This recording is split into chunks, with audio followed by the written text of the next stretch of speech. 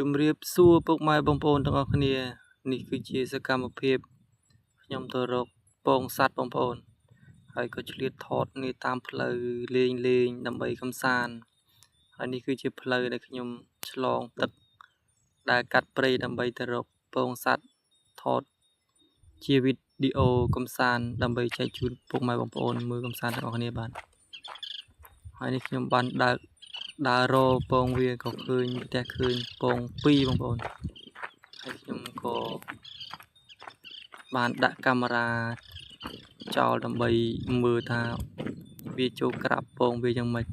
ហើយខ្ញុំក៏ទំឃើញសត្វហ្នឹងដែរបងប្អូនតែខ្ញុំអត់ស្គាល់ថាឈ្មោះសត្វអីទេ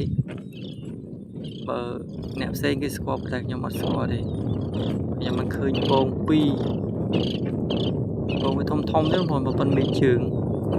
តែខ្ញុំមិនដឹងថាពងសត្វអីទេពងនៅដី